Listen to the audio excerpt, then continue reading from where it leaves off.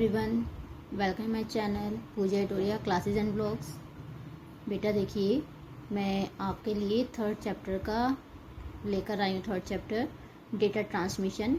हालांकि ये वीडियो मुझे नहीं पता, मैंने ये अपलोड की थी लास्ट ईयर। हो सकता है बाय चांस मुझसे ये डिलीट हो गई है, क्या हो गया है मुझे नहीं पता। मैंने बहुत ढूंढा पर मेरे चैनल पे ये वीडियो नहीं थी, इसीलिए पहले मैंने आपको फिर मोड्स ऑफ ट्रांसमिशन की वीडियो दे दी थी, क्योंकि आपको ट्रांसमिशन का थोड़ा सा आइडिया लग चुका था कि ट्रांसमिशन होता क्या है। ठीक है, तो मैंने इसलिए आपको मोड्स ऑफ ट्रांसमिशन की वीडियो दे दी थी। बट अब आपका स्टार्टिंग तो रह ही गया, और जब तक मैं स्टार्टिंग ही सही से ना बताऊं या आपको वीडियो ना दूं तो मैं अपने आप से सेटिस्फाइड नहीं होती। ठीक है, तो इसीलिए मैं आपको डायरेक्टली बुक से समझा रही हूँ। ठीक, क्योंकि अभी मेरे पास इतना टाइम नहीं है कि मैं बोर्ड पर अलग से बनाकर आपको समझाऊं। तो समझाना तो मेरे को बुक से ही है, तो इसलिए मैं डायरेक्टली आपको बुक से समझा रही हूँ। और ध्यान से समझिए, आपका थर्ड चैप्टर है classification of transmission and types की ट्रांसमिशन होता क्या है। जैसे मैंने आपको पहले ही बताया था, देखो ट्रांसमिशन समझिए जिसमें हमारा वैल्यू ट्रांसमिट होता है, मतलब एक पॉइंट से दूसरे पॉइंट पर जब आपका डेटा जाता है, दैट इज योर ट्रांसमिशन। तो यही कह रहा है कि the flow of signals between two link device through data transmission line is called a data transmission.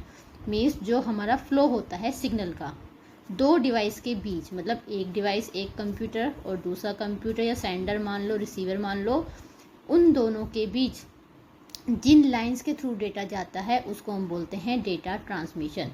ठीक है, लास्ट चैप्टर में आपको ट्रांसमिशन मैंने हिंट दिया था कि ट्रांसमिशन मीडिया भी होती है, गाइडेड मीडिया और अनगाइडेड मीडिया, जिसमें कि मैं गाइडेड मीडिया आपको समझा चुकी हूँ। ठीक है, अनगाइडेड मीडिया आपका रह रहा है अभी।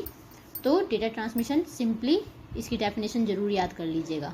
ठीक है, तो the flow of signals between two link devices through data transmission lines is called data transmission. Data transmit line के थ्रू जो आपका सिग्नल फ्लो होता है उसको हम क्या बोलते हैं, डेटा ट्रांसमिशन। अब बात करते हैं डेटा ट्रांसमिशन लाइंस क्या होती हैं।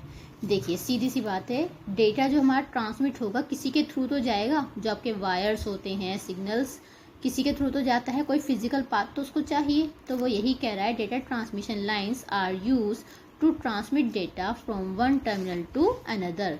मीन्स एक लाइन से, एक पॉइंट से दूसरे पॉइंट तक जाने के लिए हमें किसकी जरूरत होती है, डेटा ट्रांसमिट लाइंस की जरूरत होती है। If 6 terminals are transmitting data, the 6 transmission lines are required. सीधी सी बात है, अगर 6 आपके सिस्टम्स हैं, 6 सिस्टम्स पर हमें डेटा ट्रांसमिट करना है तो हमें जो 6 ट्रांसमिशन की लाइंस चाहिए होंगी। The quality of transmission line depends upon transmission speed. इस लाइन को आप अंडरलाइन कर लीजिएगा कि इसकी जो क्वालिटी होती है ट्रांसमिशन लाइन की, ठीक है, वो किस पे डिपेंड करती है, उसकी स्पीड पर डिपेंड करती है। ठीक है, the transmission lines with higher speed is higher in quality. जितनी ट्रांसमिशन की जो लाइन्स होती हैं उनकी स्पीड उतनी ही अच्छी होगी जितनी उनकी क्वालिटी अच्छी होगी। ठीक है, डायरेक्टली प्रोपोर्शनल तो होती है, मतलब जितनी, सीधी सी बात है ना, हम क्या कहते हैं जब इंटरनेट हम यूज़ करते हैं कि स्पीड अच्छी आ रही है तो हम क्या बोलते हैं कि अरे इसकी क्वालिटी अच्छी है, इस तरीके से हम बोलते हैं ना।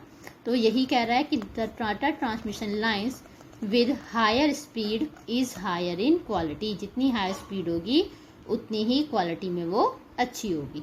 ठीक, अब डेटा ट्रांसमिशन स्पीड होता क्या है। ठीक, आपका जो स्पीड होती है उसकी वो होती क्या है, या हम फिर कैसे उसको मेज़र करते हैं। Data handling capacity of a communication system is known as bandwidth. Underline this line. ये कह रहा है जो बेटा आप कम्युनिकेशन सिस्टम होता है उसको हैंडल करने की जो कैपेसिटी होती है उसको हम क्या बोलते हैं, बैंडविड्थ बोलते हैं। ठीक है, और बैंडविड्थ आपके वन लाइन आंसर क्वेश्चन आता है, मैं साथ के साथ बता देती हूँ, वेरी शॉर्ट में आता है वन लाइन क्वेश्चन। तो बैंडविड्थ क्या होता है अगर आपसे पूछा जाए, data handling capacity of a communication system is known as bandwidth and it is measured in bits per second।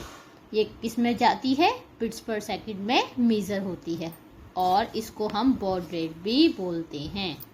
ठीक है, ये लाइन अंडरलाइन कर लीजिएगा बेटा कि जो डेटा ट्रांसमिशन स्पीड है, आपसे ये एक बार उसमें आया था एमसीक्यू में क्वेश्चन कि जो डेटा ट्रांसमिशन स्पीड है, ठीक है, वो किस में मेजर होती, उसे क्या बोलते हैं, बॉड रेट बोलते हैं अनदर नेम, और ये किस में मेजर होती है, बिट्स पर सेकंड में। और इसकी अदर जो यूनिट्स हैं kbps मतलब kilobyte per second, mbps megabyte per second, ठीक। और data transmission line are classified on the basis of bandwidth, मतलब डिपेंड करता है कि बैंडविड्थ कैसी है। अब बैंडविड्थ देखो 3 तरीके की हैं आपकी, एक तो होता है आपका narrow band, voice band and wide band. बात करते हैं पहले नैरो बैंड की। This types of line have lowest data transfer rate, means जिसमें आपका डेटा बहुत ही स्लोली स्पीड में ट्रांसफ़र होता है, जिसकी मतलब स्पीड क्या होती है, बहुत कम होती है, उसको हम बोलते हैं narrow band. It rate lies between 45 bps to 300 bps, that is why they are use in network which required low amount of data. Means narrow band का यूज़ वहाँ किया जाता है जहाँ पर आपको कम से कम डेटा ट्रांसफ़र करने के लिए कम डेटा की रिक्वायरमेंट हो। These types of lines mainly for telegraph lines and low speed terminals. Telegraph means जैसे टेलीफोन होते हैं ऐसे एक टेलीग्राफ होता है, ठीक है।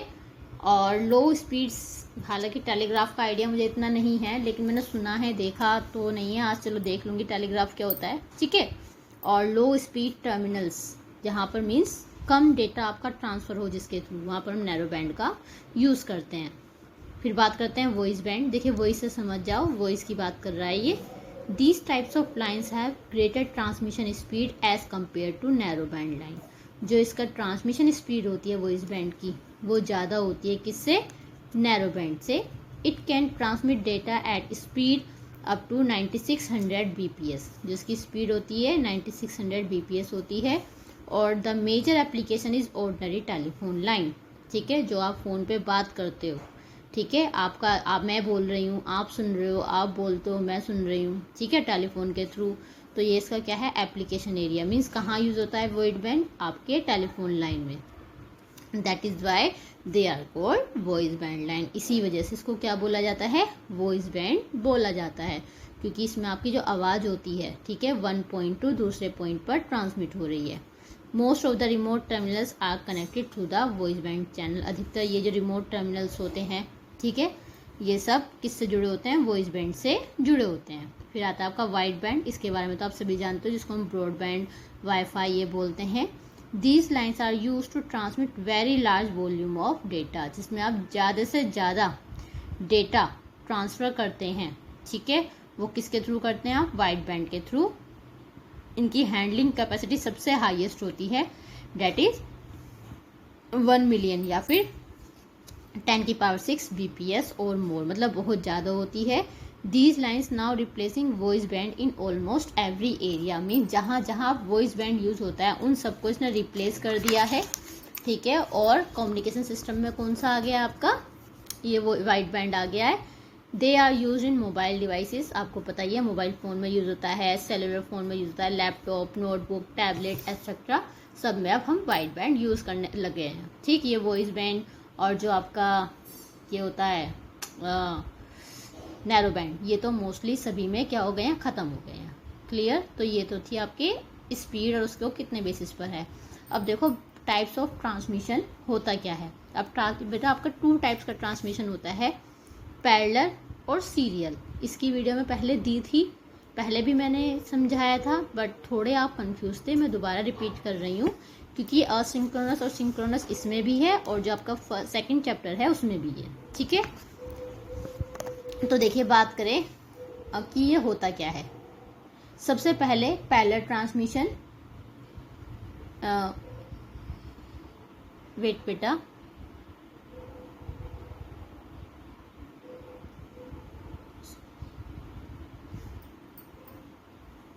या सॉरी फॉर डिस्टर्बेंस। देखिए parallel transmission, in this type of transmission data is collected in the form of bits and the bits are sent separately from different wires। बेटा देखो पैरेलल से क्या होगा, इसमें हमारे डिफरेंट वायर्स होते हैं, ठीक है। अगर और आपको पता है जो आपका डेटा जाता है वो हमेशा बाइट्स की फॉर्म में जाता है, मतलब बिट्स 8 बिट्स मिलकर एक बाइट बनता है, ठीक है। तो ये कह रहा है कि आपके बिट्स की फॉर्म में सेपरेट वायर पर जाएगा। अगर आपके 8 वायर्स हैं, 8 बिट्स हैं, तो उसको 8 वायर्स की रिक्वायरमेंट होगी। ये सेंडर है, ये रिसीवर है, सेंडर को बिट्स सेंड करनी है सेंडर से रिसीवर के पास। तो देखिए 0 1 कुछ भी वैल्यू हो सकती है अगर 8 बिट्स हैं, तो हमें 8 वायर्स की क्या होगी, रिक्वायरमेंट होगी। तो वो यही कह रहा है bits are send separately from different paths, ठीक है। It means the transmit 8 bit we need 8 collection of wires. The speed of this transmission is very high, जो इसकी स्पीड होती है वो बहुत ज़्यादा हाई होती है। हाई क्यों होगी, सीधी सी बात है, देखो बेटा जब हमारी एक वायर पर एक ही बिट जाएगी तो स्पीड तो उसकी हाई होगी ही, बट ये इसीलिए कॉस्टली भी है। जितनी ज़्यादा हम वायर्स यूज़ करेंगे हमारी जो कम्युनिकेशन है उतना ही कॉस्टली हमारे लिए हो जाएगा, ठीक।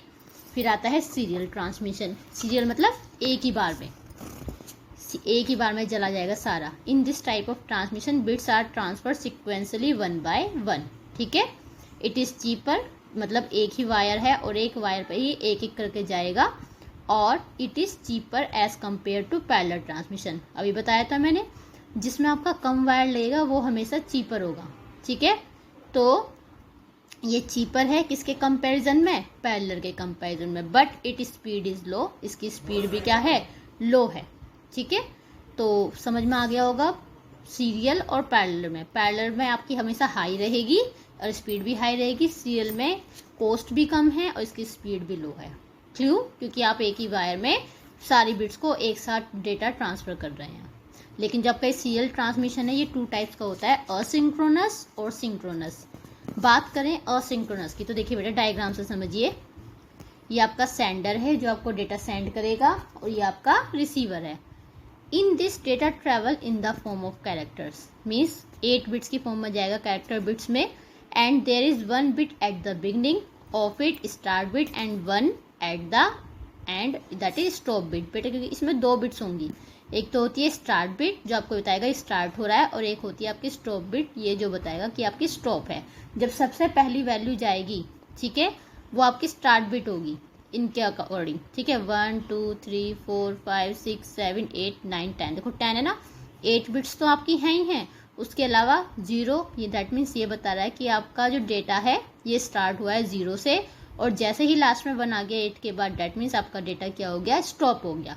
तो वो यही कह रहा है at the receiving end of the terminal understand the difference between 2 characters with this start bit and stop bit. Means जब रिसीवर के पास डेटा जाता है तो 0 और 1 से ये समझ जाता है कि आपका 0 से डेटा स्टार्ट हुआ है और 1 से डेटा स्टॉप हुआ है। हमेशा स्टार्ट 0 से ही होगा, और जब वैल्यू एंड होगी तो वो 1 से ही होगा, और 8 से ज़्यादा जाएंगे नहीं, ठीक। फिर आता है, अब आपको देख के डायग्राम समझ में आ गया होगा, सेम अब इसी का आता है सिंक्रोनस, ठीक। In this transmission speed is high as comparison to the asynchronous transmission. जो बेटा इसकी जो सिंक्रोनस है उसकी स्पीड हाई होती है किसके कंपैरिजन में, असिंक्रोनस के कंपैरिजन में, because in this types of transmission data in the form of bite transmit sequentially without start and stop bits. बेटा देखो यहाँ मैंने आपसे क्या बताया था कि इसमें स्टार्ट इस बिट होती है लेकिन स्टॉप बिट होती है, लेकिन सिंक्रोनस में ऐसा नहीं होता, ना ही कोई इसमें स्टार्ट बिट होती है ना ही कोई स्टॉप बिट होती है, सारा डेटा एक साथ जाता है, बट वो ऑटोमेटिकली 8 के ग्रुप में डिवाइड होता चला जाता है। इसी वजह से जो इसकी स्पीड होती है वो हाई होती है, ठीक है। क्यों हाई होगी आपको रीज़न पता चल गया होगा, क्यों, क्योंकि यहाँ पे स्टार्ट और स्टॉप बिट है, इसमें ऐसा कुछ नहीं है, वो ऑटोमेटिकली अपने डेटा को डिवाइड कर रहा है, ठीक। Only 1 bit show the starting position and 1 and position. सिर्फ एक ही बिट है जो स्टार्ट और एंड बताती है। ये देखिए ये सेंडर है, ये रिसीवर है, और आप देखो ब्लॉक की फॉर्म में उसने ऑटोमेटिकली क्या कर दिया, आपके डेटा को 8 पार्ट में अपने आप डिवाइड कर दिया, ठीक है। जिस वजह से इसकी स्पीड क्या होती है, हाई होती है। और असिंक्रोनस की स्पीड स्लो क्यों थी, क्योंकि जब स्टार्ट और स्टॉप वैल्यू मिलेगी वो आपको देखेगा कि हाँ आपका डेटा स्टार्ट हुआ है स्टॉप हुआ है, तो टाइम टेकिंग हो जाएगा, और टाइम टेकिंग की वजह से जो इसकी स्पीड है वो क्या हो जाएगी, आपकी स्लो हो जाएगी, ठीक है। तो ये आपका असिंक्रोनस और सिंक्रोनस था, ये आपका इससे पहले वाले चैप्टर में भी था। एनालॉग और डिजिटल मैं आपको ऑलरेडी बता चुकी हूँ। एक पॉइंट रहता है इस चैप्टर में लास्ट, देखिए एनालॉग और डिजिटल बता दिया मैंने आपको, ये मैंने वीडियो आपको पहले दे दी थी। उसके बाद modes of transmission, duplex, half duplex, full duplex important है, आपको पहले ही बता दिया, वीडियो दे चुकी हूँ। आज मैंने आपको ये वाली वीडियो भी दे चुकी हूँ, types of connection, dial up connection, lease line, ISDN। एक आता है आपका बेटा देखो मॉडम, मॉडम आप जानते हो क्या होता है, मॉड्यूलेटर टू डीमॉड्यूलेटर होता है। ये क्या होता है, बेसिकली प्रोसेस होता है। The process of converting digital signal to analogue signal is called modulation. Means जब आपके डिजिटल सिग्नल किस में कन्वर्ट होते हैं, एनालॉग में, तो उसको हम बोलते हैं मॉड्यूलेशन। और जब उसका रिवर्ट बैक हो जाता है वापस analogue to digital, that is your demodulation. जैसे आपका कंप्यूटर है, कंप्यूटर से आपकी टेलीफोन लाइन जुड़ी होती है। टेलीफोन लाइन्स में जो सिग्नल होते हैं वो एनालॉग होते हैं, और जो कंप्यूटर होता है, कंप्यूटर में जो सिग्नल्स होते हैं वो क्या होते हैं, आपके डिजिटल। तो जब हम वायर को कंप्यूटर से कनेक्ट करेंगे तो एनालॉग सिग्नल कन्वर्ट हो रहे हैं किस में, डिजिटल में, तो डैट इज योर डीमॉड्यूलेशन। और जब वापस से data computer to telephone revert back होता है तो that is your modulation. Simple तरीका है याद रखने का, बस टेलीफोन में याद रखें, टेलीफोन लाइंस में जो कनेक्शन सिग्नल होते हैं वो कौन से होते हैं, एनालॉग होते हैं, और कंप्यूटर में कौन से होते हैं, डिजिटल। तो जब हम उसको ऐड कर देंगे और जो उनके बीच प्रोसेस होगा तो एनालॉग टू डिजिटल डीमॉड्यूलेशन, और रिवर्ट बैक कर देंगे तो मॉड्यूलेशन। तो ये तो इसकी सिंपल डेफिनेशन है, ये मैं आपको काफ़ी टाइम से बताती जा रही हूँ। और देखो जो मैंने अभी बोला है थ्योरी में, वही थ्योरी में यही लिखा हुआ है, ये है ना, it is the modem your PC. ये एक मॉडम होता है, ठीक है, जो आपके पीसी में कनेक्टेड होता है। किस लिए कनेक्टेड होता है, इंटरनेट को यूज़ करने के लिए। जब तक आपके सिस्टम में मॉडम नहीं होगा तो आप अपने कंप्यूटर को यूज़ नहीं कर सकते, ठीक है, डैट मीन्स इंटरनेट यूज़ नहीं कर सकते। और बस यही इसका मॉडम का पार्ट है। इसकी स्पीड दे रखी है, जो इसकी रेंज होती है। अच्छा, 2 टाइप्स का होता है मॉडम भी, एक तो होता है इंटरनल, एक एक्सटर्नल। इंटरनल सीपीयू के अंदर लगा होता है, एक्सटर्नल जो हम बाहर से परचेज करके लाते हैं और जिसके थ्रू हम इंटरनेट चलाते हैं, डैट इज योर एक्सटर्नल। तो बस ये आपका चैप्टर मोस्टली कंप्लीट हो गया है, ठीक है। ये बस छोटा सा पार्ट रह रहा था जो मुझे समझाना था, इसकी वीडियो देनी थी, वो मैं अब आपको दे दूंगी, इसके नोट्स मैं आपको दे दूंगी। बाकी आपकी कोई भी अगर क्वेरी है आप मेरे यूट्यूब पे कमेंट डाल दीजिएगा, उसके अकॉर्डिंग मैं फिर आपका दोबारा वीडियो डाल दूंगी, ठीक है। और thanks for watching my video, goodbye, take care all of you.